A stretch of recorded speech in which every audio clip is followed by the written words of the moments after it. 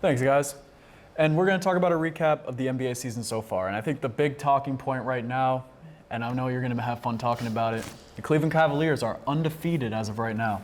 Yep, the Cleveland Cavs are currently 12-0. I've been a Cavs fan my whole life, and I love to see it. The whole team is just the chemistry looks good. The team looks like it's meshing very well. You have Darius Garland, who won Eastern Conference Player of the Year last week, and the week before it was actually Donovan Mitchell. We got Evan Mobley at the 4, holding it down with a block a game. You got Jaren Elliott at the 5, also with a block a game, just playing really good basketball. Yeah, it's a very surprising start. So, again, I thought it was questionable last offseason when they fired J.B. Bickerstaff, but I guess it's working. Well, I mean, when we fired JB, I did not agree with that. But I mean, yeah, no, it was like you guys were just the 4th seed in the playoffs. You guys lost to an incredible Celtics team that not many teams could have beaten, as we could see by them winning the championship. But speaking of the Celtics, they've gotten off to a hot start also. Oh yeah, no, the Celtics look really good. I mean, as expected. You know, and they're doing this without Porzingis. Man, and I think a big part of that is the way Jason Tatum's playing. Yeah. He's averaging almost 30, if I'm not mistaken. Yeah. And, he's come back with a vengeance after not playing too much in the Olympics. He's got a problem. But yeah, no, the coach of the Olympic team. People had some questions about how he was doing during the Olympics, but people are not questioning his coaching right now. The Warriors are off to a surprisingly hot start after having a very disappointing season last year, missing the playoffs entirely, and also losing Klay Thompson, a big piece of the Warriors dynasty. I think they've only lost 2 or 3 games as of this point.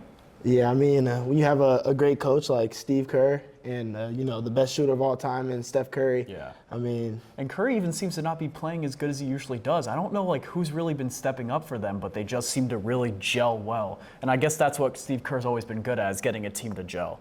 And so we've talked about a few, let's talk about some disappointing teams. Okay, I think the first thing we got to talk about is the Bucks. Man, the Bucks are currently 2-8. Yep.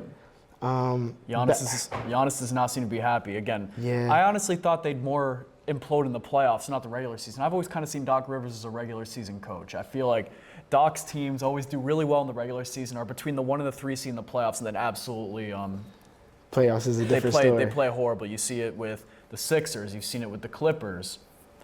You've seen it everywhere. And I mean, it looks like we're seeing it in the regular season. Yeah, I guess he's really just regressed into a bad regular season coach also. But Giannis, he's playing well, but he seems to be very disgruntled. Yeah, I mean, he needs help, one of the best players of our generation, and he can't do it alone. I know they have Damian Lillard, but he's been...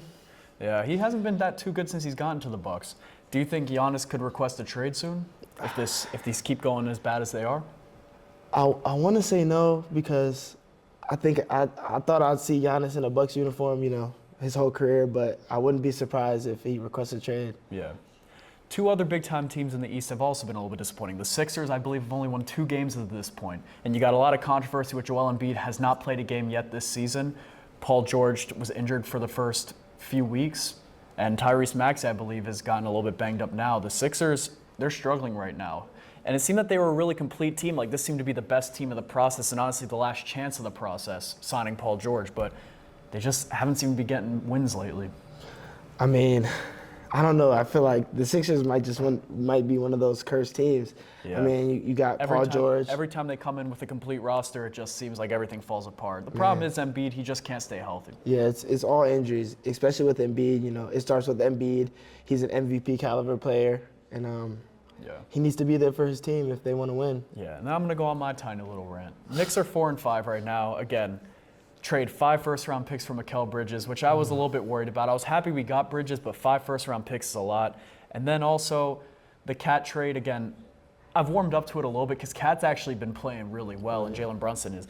I think the Knicks starting 5 is very good. Mikal Bridges could be playing better considering we trade 5 first-round picks for him. But we got no depth. There's Miles McBride as the 6th man. And he plays good, but some nights he doesn't.